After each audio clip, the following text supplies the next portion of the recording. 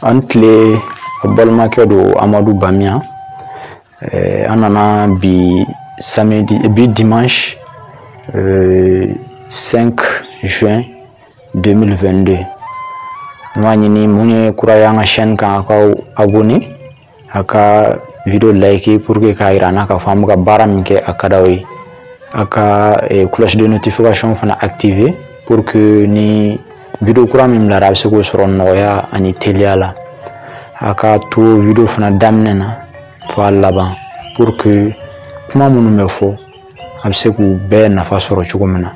Donc an ka bɔli tɛmɛnen na an kumana nafa 7 min bɛ mankuni na n'a bɛ fɔ o ma nanzarakan na ko silence. Donc an ye walawalali k'o kan an hakili la faamuyali dɔ sɔrɔla o la. Bi an bɛna ka kuma jugu tan min bɛ adamaden na a ka ɲɛnamaya kɔnɔ. Donc an bɛna kuma o kan, n y'o de fɔ a bɛ se ka caya ni o ye mais an kɔni bɛɛ résumé k'u fara ɲɔgɔn kan. An bɛna kuma jugu tan de kan, fɛn minnu n'u bɛ se ka kɛ jugu ye adamaden ma ka se ka gɛlɛya don i ka ɲɛnamaya kɔnɔ. Donc sujet yɛrɛ nafa kama an b'a ɲini aw fɛ a ka to video laban na daminɛ na fɔ a laban pour que ka se ka video nafa sɔrɔ cogo min na. Donc an bɛna daminɛ a jugu fɔlɔfɔlɔ adamaden ka ɲɛnamaya la. Jugu fɔlɔfɔlɔ min bɛ se ka k'i la o ye siran ye. I b'a dɔn mɔgɔ caman bɛ yen nɔ n b'a dɔn o bɛ se ka ye an lamɛnbaga caman yɛrɛ la. I bɛna ye mɔgɔ n'i bɛ siran a b'a to opportunité minnu n'a bɛ f'o ma ko chance, a bɛ se ka fɔ chance fana ani opportunité i tɛ se ka olu saisir parce que i bɛ siran ni nana nin kɛ nin ko bɛ se ka bɔ a la, nin ko bɛ se ka bɔ a la. Donc siran bɛ mɔgɔ bali ka se ka opportunité saisir. Donc o ye fɛn ye fɛn min n'a bɛ se ka kɛ gɛlɛya ye adamaden ka ɲɛnamaya kɔnɔ. O kama an ko o ye adamaden jugu dɔ ye. Donc o ye fɔlɔfɔlɔ ye. Filanan o ye kodɔnbaliya n'a bɛ f'o ma nanzarakan na ko ignorance. Adamaden mun tɛ fɛn dɔn i bɛna ye fɛn dɔn tɛ ka fɔ i tɛ foyi foyi dɔn parce que an ka nɛn don kumaw ni ɲɔgɔn cɛ pour que a bɛ se ka faamuya. Mais fɛn dɔnbaliya n kan bɛ de a bɛ se ka kɛ misaliya la e bɛ ka baara dɔ kɛ o ɲɛdɔn t'i la ou bien e bɛ fɛ ka kunnafoni dɔ di o ɲɛdɔn t'i la. Donc a bɛ f'o ma ko ignorance. Fɛn dɔ e bɛ fɛ k'a kɛ mais a dɔnniya t'i la. Donc a bɛ f'o ma ko ignorance. O bɛ se ka mɔgɔ bali ka se ka décision ɲɛnamaw ta. Donc mɔgɔ dun n'i ma se ka décision ɲɛnamaw ta a ka gɛlɛn i ka se ka ko kɛ ko min n'a bɛ se ka i nafa. Donc o ye filanan ye. Adamaden ka ɲɛnamaya kɔnɔ jugu sabanan bɛ se ka kɛ dimi ye. N delila k'a fɔ ka tɛmɛ adamaden n'i dimina i tɛ ɲuman kɛ. Donc mɔgɔ min ni a diminen don ou bien a b'a yɛrɛ to dimi bolo kuma bɛɛ i bɛna ye k'a fɔ a bɛ kɛ i b'a fɔ fiyɛntɔ. Fiyɛntɔ tɛ k'a fɔ ko ɲɛ tɛ foyi foyi ye mais i bɛna ye ko bɛ tɛmɛ a ɲɛkɔrɔ mais avec le fait que a kɛlen don ka dimi de minɛ a dusukun na, a kɛlen don ka dimi de bila a kunkolo la ko bɛ tɛmɛ a senkɔrɔ ko minnu bɛ se k'a yɛrɛ nafa mais a t'u ye. Donc dimi bɛ se ka o kɛ mɔgɔ la. Donc o tɛmɛnen kɔ naaninan o ye mɔgɔ min n'a bɛ nege mɔgɔ wɛrɛ nɔfɛ ou bien a bɛ nege fɛnw nɔfɛ. Donc n'a bɛ f'o ma nanzarakan na ko envie. Donc ka nege mɔgɔ nɔfɛ o bɛ adamaden kɛ bali ka se ka i ɲɛsin i yɛrɛ labaarali ma. Ka d'a kan adamaden mɔgɔ t'i ko bɛɛ dɔn. Mɔgɔ i ni dɔnniya tɛna fana a ka kan wagati ni wagati an ka se ka hakili to an yɛrɛ la pour que an bɛ erreur minnu kɛ parce que ɲɛnamaya yɛrɛ bɛ taa ni o de ye an ka se ka essayer k'u améliorer k'u fɛngɛ. Donc i bɛna ye mɔgɔ min n'a bɛ nege mɔgɔw de nɔfɛ donc toujours ale b'a fɔ de k'a bɛ mɔgɔw ladege parce que a ɲɛ bɛ min na n'a negelen n'o nɔfɛ ale bolo o de ka ɲi o de ye modèle ye. Donc toujours i bɛna ye hali fɛn minnu ka nɔgɔn ale ma min bɛ se ka nɔgɔya don a ka ɲɛnamaya la a tigi tɛna o kɛ. A bɛ to nege in de kɔnɔ ka fɛnw kɛ fɛn minnu tɛ a nafa kosɛbɛ ou bien fɛn minnu bɛ se ka kɛ gɛlɛya ye ou bien ka kɛ tiɲɛni ka ɲɛsin a yɛrɛ ka ɲɛnamaya ma. a duruna o ye yɛrɛ bonya. Donc adamaden min bi yɛrɛ bonya i bɛna ye k'a fɔ yɛrɛ bonya juguba don, parce que ni mɔgɔ bi yɛrɛ bonya i bɛna ye a tigi bi a fɔ ko n'ale taara fɛn ɲininkali kɛ mɔgɔ la pour que ka se ka ko dɔ dɔn, o bɛ kɛ ale bolo majigin ye, o bɛ kɛ ale bolo yɛrɛ dɔgɔya ye. Donc i bɛna ye k'a fɔ yɛrɛ bonya bɛ mɔgɔ bali ka gɛrɛ mɔgɔw la, ka kunnafoni ɲini u fɛ, ka dɔnniya ɲini u fɛ pour que ka se ka a yɛrɛ nafa. Donc yɛrɛ bonya ye jugu ye, jugu min n'an kan k'an yɛrɛ kɔlɔsi a la kosɛbɛ. Donc o fana ye jugu ye, jugu duurunan min bɛ se ka ye adamaden na i ka ɲɛnamaya kɔnɔ. Donc a wɔɔrɔnan o ye sigasigali ye. Mɔgɔ min bɛ yen n'a bɛ sigasiga i bɛna ye k'a fɔ a tigi a ma nɔgɔn a ka se ka risques ta. Risque an b'a fɔ ka se ka par exemple mɔgɔ bɛ ko dɔw kɛ i b'a dɔn k'a fɔ ko in bɛ se ka ɲɛ ou bien a tɛ se ka ɲɛ. Donc mɔgɔ min bɛ sigasiga i bɛna ye sigasiga in de bɛ to ale kun na sanga ani waati, a b'a to a tɛ sɔn ka risque ta pour que ka se ka yɛlɛma don a ka ɲɛnamaya na. Mɔgɔ dun n'i tɛ risque ta, bon a b'i kunna k'a fɔ i bɛ limiter ko minnu bɛ ɲɛ i bolo, bon o man ca kosɛbɛ. Donc sigasiga o bɛ se ka adamaden bila ka dɛsɛ ka risque ta pour que hakilina min bɛ ale la, laɲini min bɛ ale la, a ye a kanu a yɛrɛ ka ɲɛnamaya ka kɛ cogo min na ka se k'o sira taama. I bɛna ye k'a fɔ sigasiga o bɛ mɔgɔ bali ka se ka o kɛ. Donc an bɛ se ka sigasiga fana jate minɛ an ka ɲɛnamaya na i b'a fɔ o ye jugu dɔ ye.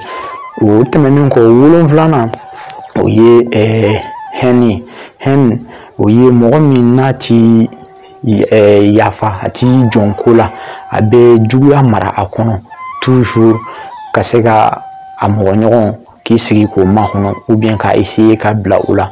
I bɛna ye k'a fɔ hɛni o bɛ adamaden bali ka se ka kɛ mɔgɔ ye mɔgɔ min n'o ye mɔgɔ ɲuman ye. Parce que mɔgɔ ɲuman o ye fo dusukun ka ɲɛ fɔlɔ, e ka kɛ mɔgɔ ye mɔgɔ min sabalilen don, e ka kɛ mɔgɔ ye mɔgɔ min faamuyalen don, mɔgɔ min n'a ti kala turu ko bɛɛ la, mɔgɔ min n'a bɛ se ka yafa. Donc o ye fɛn ye, fɛn min ni a ka jugu adamaden ka ɲɛnamaya ma kosɛbɛ, n'an b'a fɔ o ma ko hɛni. Mɔgɔ min bɛ juguya mara a kɔnɔna mɔgɔ, i bɛna ye a ti jɔn ko la, fɛn o fɛn n'i y'o k'a la san 100 i b'a ye a maralen bɛ k'a tigi kɔnɔ, a tigi tɛ sɔn ka bɔ a kɔnɔ, a bɛ mɔgɔw minɛ ni a ye. Donc o fana bɛ gɛlɛyaba don mɔgɔninfin ka ɲɛnamaya la. O tɛmɛnen kɔ a 8nan o de ye mɔgɔ min n'a tɛ yafa. Wala, mɔgɔ min n'a tɛ yafa o fana ye jogojuguba ye, o fana o bɛ se ka kɛ jugu ye an na. Parce que mɔgɔ min n'a tɛ yafa, n y'o de fɔ, o de b'i pousser, an bɔra ka min fɔ nin kɔ n'o ye hɛni, ka i bila o la. Parce que a tigi tɛ jɔn ko la, i mana fɛn o fɛn k'a la a b'a fɔ n tɛ yafa fo n ka n ta juru sara. Bon mɔgɔ dun ala ye an da ko bɛɛ tɛ k'a fɔ ko mɔgɔ ka kan ka kala turu u bɛɛ la. Wagati dɔw bɛ na wajibi an ka kan an ka miiri k'a dɔn k'a fɔ ala de ye an da. Bon ala an bɛ fɛn caman kɛ, fɛn min n'o o man di ala ye, nka ala ye an to yen nɔ an b'an ka ɲɛnamaya kɛ o kan.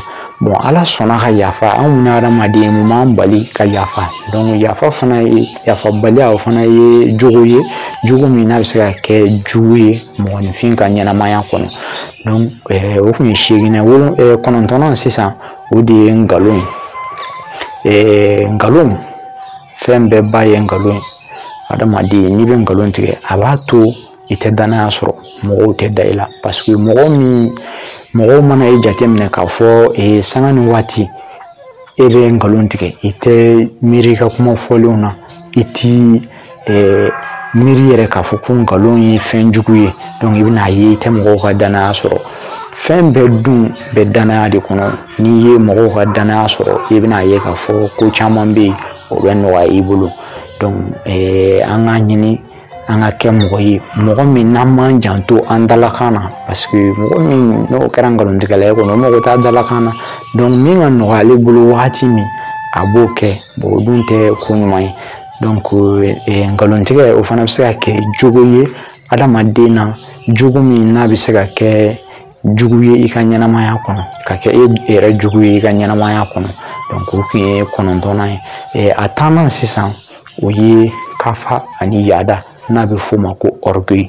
Donc adamaden ni mɔgɔ min jamanen don i bɛna ye a tigi bi filima ko minnu kɛ a ka ɲɛnamaya kɔnɔ a ti olu kɛ o tɛ kɛ leçon ye a bolo diɲɛ na. I bɛna ye toujours min bɛna ale kuma a b'o de kɛ. A ti miiri k'a fɔ ne delila ka nin ko in kɛ ka tɛmɛ a kɛra gɛlɛya ye a kɛra tiɲɛni ko ye n ka ɲɛnamaya kɔnɔ n kan ka miiri k'a fɔ n man ka segin o ɲɔgɔnna kan pour que n kana gɛlɛya don n ka ɲɛnamaya kɔnɔ. Donc mɔgɔ jamanen i bɛna ye toujours a b'ale kunna k'a fɔ ko ale de ye tiɲɛtigi ye. Donc a tɛ mɔgɔ lamɛn. Donc jama ye fɛn ye fɛn min n'a b'an pousser k'an bila fɛn na fɛn min n'a bɛ kɛ gɛlɛyaba ye an ka ɲɛnamaya kɔnɔ parce que a y'a jateminɛ mɔgɔ min n'a jamanen don i bɛna ye mɔgɔw bɛ siran hali i fɛ ko ye. Donc mɔgɔw dun i bɛna mɔgɔw bolo i bɛ taa mɔgɔw bolo adamaden i kɛra cogo o cogo i jija i ni mɔgɔw ka ɲɛ mɔgɔw ka danaya da i kan o de ka ɲi i ma. Bon mɔgɔ jamanen a man di mɔgɔ si ye ni mɔgɔ jamanen ka jɛ ko la. Donc n y'a fɔ aw ye cogo min daminɛ na ninnu tun ye jugu ye jugu min n'a bɛ se ka kɛ adamaden na i ka ɲɛnamaya kɔnɔ. Donc o jugu tan o de ye nin ye.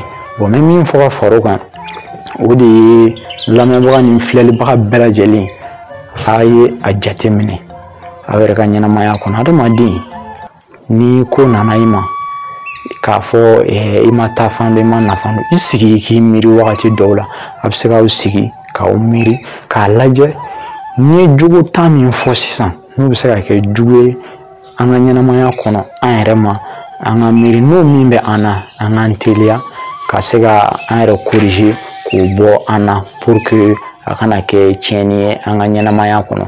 Donc an kun y'a kanu bi ka na jugu tan min n'o bɛ adamaden na i ka ɲɛnamaya kɔnɔ k'o de fɔ aw ye bi. A faamuya ko ɲuman ala k'o di an ma aw balimakɛ don toujours Amadu Bamiya. Ni commentaire min bɛ min bolo a bɛ se k'o bila commentaire la bonya kɔnɔ aw k'an bɛn a ɲɔgɔnna wɛrɛ ma.